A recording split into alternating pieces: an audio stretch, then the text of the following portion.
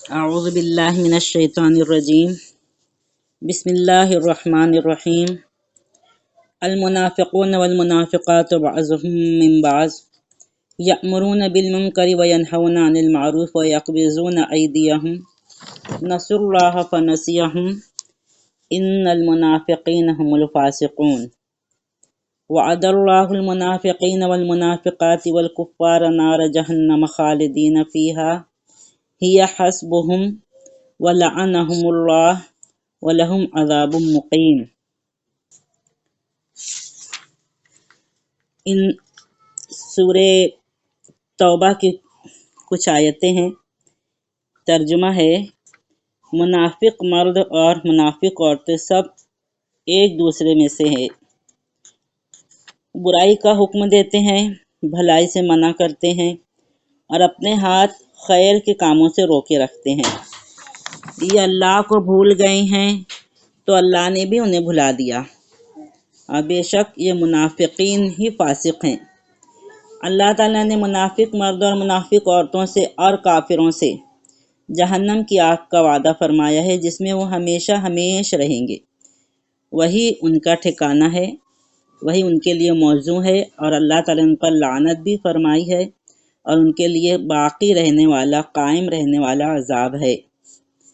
کچھ دور کے بعد آگے چل کر اللہ تعالیٰ مومنین کا ذکر فرماتے ہیں، اور مومن مرد اور مومن عورتیں ان میں سے بعض کے دوست ہیں۔ وہ بھلائی کا حکم دیتے ہیں اور برائی سے روکتے ہیں، اور نماز قائم کرتے ہیں، زکوٰۃ ادا کرتے ہیں، اللہ اور اس کے رسول کی اطاعت کرتے ہیں۔ یہی لوگ ہیں کہ اللہ تعالیٰ ان پر رحم فرمائیں گے۔ بے شک اللہ تعالیٰ زبردست حکمت والے ہیں۔ اللہ تعالیٰ نے مومن مردوں اور مومن عورتوں سے وعدہ فرمایا ہے ایسے باغات کا جن کے نیچے سے نہریں جاری ہوں گی، وہ اس میں ہمیشہ ہمیشہ رہیں گے، اور پاکیزہ مکانات، ہمیشہ رہنے والے جنتوں میں، اور اللہ تعالیٰ کی رضامندی ان سب سے بڑھ کر، اور وہی بڑی کامیابی ہے۔ آج میں نے جن آیتوں کا انتخاب کیا ہے اس میں منافقین اور مومنین کا تذکرہ ہے۔ ان دونوں کے فرق کو اللہ تعالیٰ نے بہت کھول کر واضح انداز میں فرما دیا ہے۔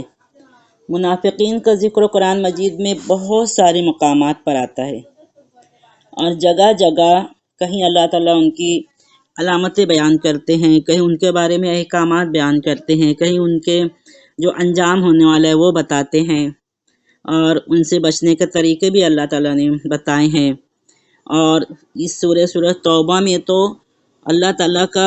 بہت زیادہ غیظ و غضب ان منافقین پر نازل ہوا ہے، اور اللہ کے نبی صلی اللہ علیہ وسلم نے ان منافقین سے سختی کے ساتھ، اللہ تعالیٰ نے نبی کریم صلی اللہ علیہ وسلم کو ان منافقین سے سختی کے ساتھ نمٹنے کے لیے کہا ہے، ان کے ساتھ نرمی نہیں فرمانے کا حکم دیا ہے۔ اور بہت سارے مقامات پر ان کا ذکر ملتا ہے،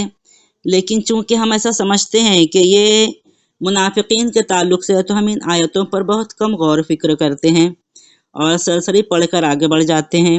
ہم ایسا سمجھتے ہیں کہ جو آیتیں مومنین سے متعلق ہیں وہی ہمیں زیادہ پڑھنا ہے، سمجھنا ہے، لیکن منافقین سے تعلق رکھنے والی جو آیتیں ہیں انہیں سمجھنا اس لیے بھی ضروری ہے کہ کہیں خدا نخواستہ کچھ نہ کچھ حد تک ہم اس چیز میں مبتلا نہ ہو جائیں۔ اس لیے آج اللہ تعالیٰ نے دل میں بات ڈالی کہ کچھ ان کا بھی تذکرہ ہم کر لیں، تاکہ نفاق جیسے موذی اور سنگین مرض سے اللہ تعالیٰ ہمیں بچنے کی توفیق عطا فرمائے۔ نفاق کا مطلب ہے، میں بالکل لغوی شرعی معنی نہیں بیان کروں گی، بلکہ جو عام سا مفہوم ہے کہ دل میں کچھ ہونا اور زبان پر کچھ ہونا۔ اور جو منافقین ہوتے تھے وہ زبان سے تو کلمہ لا الہ الا اللہ پڑھتے تھے، لیکن دل میں اس کے منکر ہوتے تھے، اور ہم ابھی ان آیتوں میں پڑھیں گے کہ وہ ان کا طریقہ کار کیا تھا۔ میں بھی یہاں پر یہ بتا رہی ہوں کہ یہ منافقین جو تھے ان کا جو ظہور ہوا تو خاص مدنی دور میں ہوا تھا، اگرچہ مکہ کے آخری دور سے ان کی شروعات ہو گئی تھی، لیکن مکہ میں جو منافقین پائے جاتے تھے وہ ایسے تھے جو اسلام کو برحق تو مانتے تھے اور ایمان کا اقرار بھی کرتے تھے، لیکن وہ اس حق کی خاطر، اس سچائی کی خاطر اپنے دنیاوی مفاد کی قربانی نہیں دے سکتے تھے، دنیاوی تعلقات کو ختم نہیں کر سکتے تھے اور مصیبتوں اور پریشانیوں کو برداشت کرنے کے لیے لوگ تیار نہیں تھے۔ تو یہ اس طریقے کے منافقین مکہ کے آخری دور میں پیدا ہو گئے تھے، اور جب نبی کریم صلی اللہ علیہ وسلم مکہ سے ہجرت کر کے مدینہ تشریف لے گئے اور اس وقت مدینہ کی ایک چھوٹی سی اسلامی اسٹیٹ کا قیام ہو گیا، ایک قوت اور ایک طاقت میسر آ گئی، تو اب جو مفاد پرست لوگ تھے وہ ایسا چاہتے تھے کہ ہم نہ صحیح صاف طور سے مسلم ہوں نہ صاف طور سے کافر ہوں، بلکہ دونوں طرف سے برابر برابر کا تعلق رکھتے تھے تاکہ دونوں طرف سے فائدہ اٹھا سکیں۔ مفسرین نے ان کی کئی اقسام بیان کی ہے۔ ایک قسم کے منافق تو وہ تھے جو سرے سے اسلام کے ہی منکر تھے، اسلام کو بالکل نہیں مانتے تھے اور اسلام کا انکار کرتے تھے، لیکن اسلام کا لبادہ اڑ کر فتنہ انگیزی کرنے کے لیے مسلمانوں کی جماعت میں شامل ہو جاتے تھے، اور یہ لوگ موقع ملتے ہی جھوٹی افواہیں پھیلا کر سنسنی پیدا کرتے تھے، کبھی ایک دوسرے کے خلاف ایک دوسرے کو اکسا کر انہیں آپس میں لڑانے کی کوشش کرتے تھے۔ جتنا انہیں موقع ملتا تھا اسلامی جماعت میں اتنا زیادہ شر اور فتنہ پھیلانے کی یہ لوگ کوشش کرتے تھے۔ یہ بہت کٹر قسم کے انہی منافقین کے بارے میں بہت سخت احکامات اللہ تعالیٰ نے فرمائے ہیں قرآن مجید میں، ہم وقتاً فوقتاً انشاءاللہ اسے سامنے لائیں گے، کبھی موقع پڑتے ہیں اسے لاتے رہیں گے باتیں۔ دوسری قسم جو منافقین کی تھی وہ یہ تھی کہ وہ مدینے میں اسلامی حکومت کے انڈر میں گھرے ہونے کی وجہ سے اپنا فائدہ اسی میں سمجھتے تھے کہ ایک طرف مسلمانوں میں بھی وہ اپنا شمار کرا کے رکھیں اور اسی طرف کافرین اور مشرکین سے بھی وہ اپنا تعلق بنائے رکھیں تاکہ دونوں طرف سے فائدہ اٹھا سکیں اور دونوں طرف کے خطرات سے محفوظ بھی رہ سکیں۔ تیسری قسم کے جو منافقین تھے وہ ایسے تھے کہ انہیں اسلام کے بارے میں پورا یقین کامل نہیں تھا، تردد میں تھے، وہ اسلام کے برحق ہونے پر کامل اطمینان انہیں نہیں تھا، لیکن چونکہ ان کے قبیلے کے اور خاندان کے زیادہ تر لوگ مسلمان ہو چکے تھے اس لیے وہ بھی مسلمان ہو گئے تھے، لیکن کامل یقین انہیں حاصل نہیں تھا۔ ایک اور چوتھی قسم کے منافقین جو تھے جو اسلام کو حق تو سمجھتے تھے لیکن جاہلیت کے رسم و رواج، اوہام پرستی اور یہ تمام چیزیں جو طور طریقے انہوں نے اپنا رکھے تو اسے چھوڑنے کے لیے تیار نہیں تھے، اور کسی قسم کی اخلاقی پابندی قبول کرنے اور فراز اور ذمہ داریوں کا بوجھ اٹھانے سے بھی ان کا جو نفس ہوتا تھا وہ انکار کرتا تھا۔ تو یہ کئی قسم کے منافقین تھے۔ اگر ہم انہیں دو گروہ میں تقسیم کریں تو دو قسم کے منافق ٹھہرتے تھے، ایک تو اعتقادی منافق، دوسرے عملی منافق۔ اعتقادی منافق جو ہیں وہ تو ان کا سرے سے تو مسلمانوں میں شمار ہی نہیں ہوتا تھا، کافرین میں ہی شمار تھے، لیکن وہ چونکہ چھپ چھپا کے اپنے کفر کو چھپا کے ایمان کی اسلامی جماعت میں رہتے تھے، اس لیے انہیں بہت کم لوگ پہچان پاتے تھے، اور کبھی کبھی وہ لوگ ان کی شرانگیزیوں سے نقصان بھی اٹھا لیا کرتے تھے۔ اور جو عملی منافق تھے ان کا عقیدہ تو کسی حد تک صحیح تھا، کچھ کا عقیدہ کسی حد تک صحیح تھا، کچھ کا پورا صحیح تھا، لیکن وہ لوگ دنیاوی مفاد کو چھوڑنے کے لیے تیار نہیں تھے، اور اسی دنیاوی مفاد کو نہ چھوڑنے کی وجہ سے سورہ توبہ میں ان کی سخت سرزنش کی گئی، انہیں صاف صاف منافق ٹھہرا دیا گیا۔ اب منافقین کی جو علامتیں ہمیں بتائی گئی ہم ان پر تھوڑا غور کر لیں گے کہ حدیث ہم اکثر جانتے ہیں کہ ایک حدیث ہے جس میں اربع من کن فیہ کان منافقا خالصا فرمایا نبی کریم صلی اللہ علیہ وسلم نے کہ 4 خصلتیں جن لوگوں کے اندر ہوگی وہ خالص منافق ہوگا، اور اگر ان میں سے کوئی ایک یا 2 خصلت کسی کے اندر پائی گئی تو گویا اس کے اندر نفاق کی کچھ خصلت پائی جا رہی ہے۔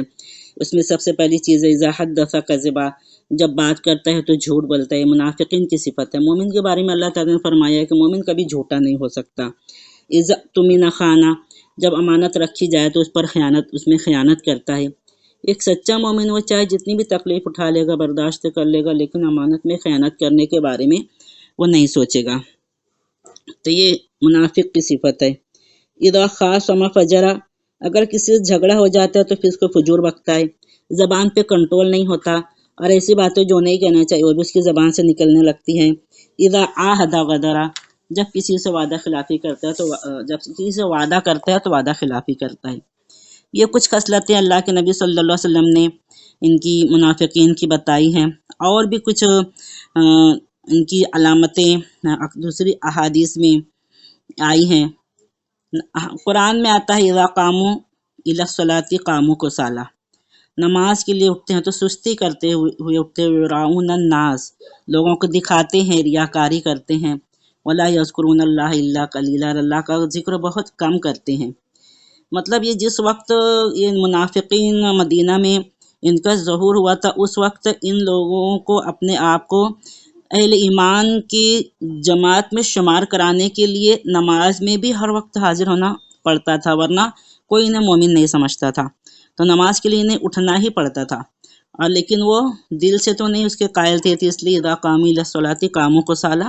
یراؤن الناس، اللہ تعالیٰ نے ان کی یہ علامت بتائی ہے منافقین کی، سستی کرتے ہوئے، کسمساتے ہوئے اٹھتے ہیں، لوگوں کو دکھانے کے لیے نماز پڑھتے ہیں، اللہ کا بہت کم ذکر کرتے ہیں۔ اسی طریقے سے اور بھی حدیث میں آتا ہے، اللہ کے نبی صلی اللہ علیہ وسلم نے ایک حدیث میں ارشاد فرمایا تلک صلاۃ المنافق، تلک صلاۃ المنافق، تلک صلاۃ المنافق۔ اب نماز تو بہرحال مومن کی ہوتی ہے، منافق کی نماز کون سی؟ صحابہ کرام چونک جاتے ہیں، یہ کون سی نماز ہے یا رسول اللہ ایسی؟ تو اللہ کے نبی صلی اللہ علیہ وسلم ارشاد فرماتے ہیں کہ وہ کوئی شخص عصر کی نماز کا وقت سورج کو دیکھتے بیٹھا ہے، جب وہ غروب ہونے کے قریب ہوتا ہے تو وہ اٹھ کر وہ مرغ کی طرح ٹھونگے مار لیتا ہے، اللہ تعالیٰ کا ذکر نہیں کرتا۔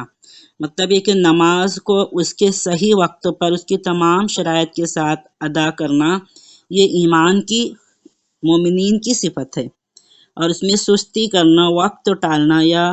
جان بوجھ کر بغیر کسی وجہ کے دیر کر دینا، یہ منافقین کی علامت ہے۔ اور بھی بہت ساری جگہ پر اللہ تعالیٰ نے جو لوگ جہاد سے پیچھے رہ جاتے ہیں، اپنی جان کو بچاتے ہیں، اپنے مال کو بچاتے ہیں، ان کو وہ بھی نفاق کی خصلت ہے، اور موقع ہونے پر، اعلان ہونے پر، انتظام ہونے پر جو لوگ ہجرت سے جی چراتے تھے ان کا بھی شمار منافقین میں کیا جاتا تھا۔ تو یہ سب ان کی علامتیں تھیں منافقین کی۔ ان کے بارے میں اللہ تعالیٰ نے احکامات کیا دیے، تھوڑا سا وہ بھی ہم دیکھ لیتے ہیں۔ اللہ تعالیٰ ان کے بارے میں فرماتے ہیں،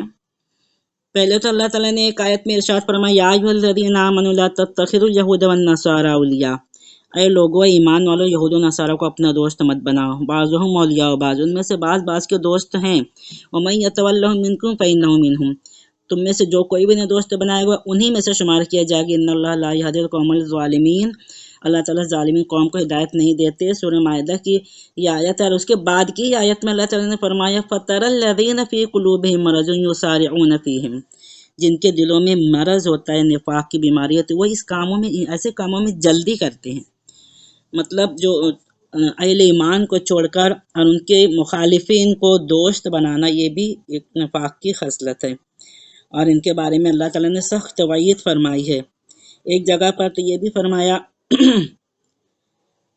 وَلَا تُصَلِّ عَلَىٰ أَحَدٍ مِّنْهُمْ مَاتَ أَبَدًا وَلَا تَقُمْ عَلَىٰ قَبْرِهِ، اللہ کے نبی صلی اللہ علیہ وسلم کو مخاطب کر کے ارشاد فرمائے کہ جس کا نفاق ظاہر ہو جائے، اس کی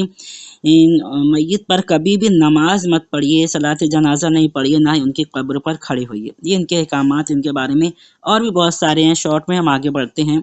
پھر ان کا انجام اللہ تعالیٰ نے کیا بتلایا ہے۔ منافقین کا انجام ابھی ان آیتوں میں بھی ہم پڑھیں گے آگے۔ اور ایک جگہ اللہ تعالیٰ نے ارشاد فرمایا ان المنافقین فی الدرک الاسفل من النار، منافقین جہنم کے بالکل نچلے حصے میں ہوں گے، کافرین سے بھی بدتر ان کا انجام ہوگا۔ کافرین کے لیے عذاب عظیم آتا ہے تو منافقین کے لیے عذاب علیم آتا ہے۔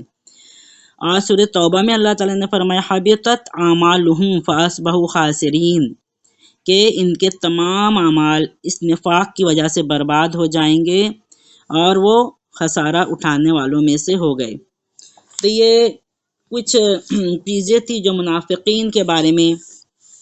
ہمارے سامنے آتے رہتی ہیں۔ اب ہم ان آیتوں کو دیکھتے ہیں۔ المنافقون والمنافقات بعضهم من بعض، اللہ تعالیٰ فرما رہے ہیں کہ منافق مرد اور منافق عورتیں جو ہیں، ان میں سے بعض میں سے ہیں، سب ایک دوسرے کے ہی ہم رنگ ہے، ایک دوسرے میں سے ہی ہیں، اور اللہ تعالیٰ ان کی خصوصیات بتا رہے ہیں यअमुरून बिलमुनकर व यनहौना अनिल मारूफ। अल्लाह ताला ने जहाँ पर भी हमें खैर उम्मत वस्त का लक़ब अता फरमाए वहाँ पर हमारे ज़िम्मे ये फ़र्ज़ आयद कर दिया, वलतकुम मिनकुम उम्मतुन यदऊना इलल खैरि यअमुरून बिल मारूफ व यनहौना अनिल मुनकर व कज़ालिका जअलनाकुम उम्मतन वसतन लितकूनू शुहदा अलन नास। तो अल्लाह ताला ने हमें जो है मोमिनीन को अम्र बिल मारूफ और नही अनिल मुनकर का फरीज़ा, अच्छी बातों का हुक्म देना और बुरी बातों से रोकना, ये हमारे ज़िम्मे बिल्कुल फ़र्ज़ करार दिया अल्लाह ताला ने। अब ये जो मुनाफिकीन हैं इनकी यह आदत है कि उसका उलट करते हैं, जो अल्लाह ताला ने हुक्म दिया है उसका उलट काम कर रहे हैं, मुनकर का हुक्म दे रहे हैं। जो बुरे काम हैं तो उसको करने का ये लोग हुक्म देते हैं। ये तमाम मुनाफिकीन की मुश्तरक खुसूसियत, इसीलिए अल्लाह ताला बाज़ में बाज़ फरमा रहे हैं। इनको बुराई से बहुत दिलचस्पी होती है और भलाई से दुश्मनी होती है। कोई शख्स अगर बुरा काम करना चाहे तो उसका पूरा पूरा साथ देते हैं, हौसला अफजाई करेंगे, उसकी तारीफ करेंगे और दिलो जान से खुद भी उस बुरे काम में शरीक होंगे, दूसरों को उसमें हिस्सा लेने की तरगीब देंगे, उसकी हिम्मत बढ़ाएंगे। तो इस तरीके से ऐसा जाहिर होता है कि बस बुराई को फैलने से इनको सुकून मिलता है, और उसके बरखिलाफ अगर कोई भला काम हो रहा हो तो उसकी खबर उनको मिलती है, उससे उनको शदीद सदमा पहुंचता है, उनका दिल दुखता है और उन्हें वो गवारा ही नहीं होता, किसी को अच्छे काम की तरफ बढ़ते हुए देख ही नहीं सकते, उनकी रूह बेचैन होने लगती है और उसको हर मुमकिन तरीके से रोकने की कोशिश करते हैं। और इस तरीके से नेकी के कामों में भी खर्च करने के लिए उनके हाथ खुलते नहीं है, कभी आगे बढ़ते नहीं है, चाहे उनके पास कितनी दौलत हो, लेकिन वो नेकी के कामों के लिए अल्लाह ताला फरमा रहे हैं यक़बिज़ून अयदियहुम। एक तो ये कि मुनकर का हुक्म दे रहे हैं नाउज़ुबिल्लाह, दूसरे मारूफ से रोक रहे हैं और फिर हाथ भी बंद करके रखे हुए हैं, नेकी के काम के लिए इन्फाक भी नहीं करते हैं, खर्च भी नहीं करते हैं। वयक़बिज़ून अयदियहुम, अपने हाथों को भी रोक कर रखते हैं। अल्लाह ताला ने जो भी मदद बताई है खर्च करने की उसमें भी वो लोग नहीं खर्च करते हैं। अल्लाह के नबी सल्लल्लाहु अलैहि वसल्लम जब अपील करते थे नेकी के कामों के लिए इन्फाक करने की, तो उस वक्त भी ये लोग अपने हाथ को रोके रखते थे। तो इनकी इन्हीं सिफात की वजह से, इन खराबियों की वजह से, इन खामियों की वजह से अल्लाह ताला फरमा रहे हैं नसुल्लाह फनसियहुम। अल्लाह ताला, वो लोग अल्लाह ताला को भूल गए तो अल्लाह ताला भी इन्हें भुला बैठे। इन्नल मुनाफिकीन हुमुल फासिकून, मुनाफिक ही ये फासिक है। और फिर इनका अंजाम अल्लाह ताला यहाँ पर भी फरमा रहे हैं वअदल्लाहुल मुनाफिकीन वल मुनाफिकात। अल्लाह ताला ने इन मुनाफिक मर्द और मुनाफिक औरतों से और काफिरों से जहन्नम की आग का वादा फरमाया है, जिसमें वो हमेशा हमेश रहेंगे। हिया हस्बहुम, वही उनके लिए मौजू है, ऐसा ही उनका अंजाम होना चाहिए। वलअनहुमुल्लाह, अल्लाह ताला की फटकार भी उन पर है। वलहुम अज़ाबुम मुक़ीम, हमेशा हमेश कायम रहने वाला अजाब इनके लिए है। चूँकि ये लोग मुसलमानों की, इस्लाम की दुश्मनी में, अल्लाह के नबी सल्लल्लाहु अलैहि वसल्लम की अदावत में और अल्लाह ताला की नाफरमानी में हद से ज़्यादा बढ़े हुए हैं, इसलिए इनका अंजाम ये है कि जहन्नम ही इनका ठिकाना है, जिसमें हमेशा हमेश रहेंगे और हमेशा कायम रहने वाला अजाब इनका मुंतज़िर है। ये मुनाफिकीन के ताल्लुक से हुआ। व आखिरु दावाना अनिल हम्दुलिल्लाहि रब्बिल आलमीन।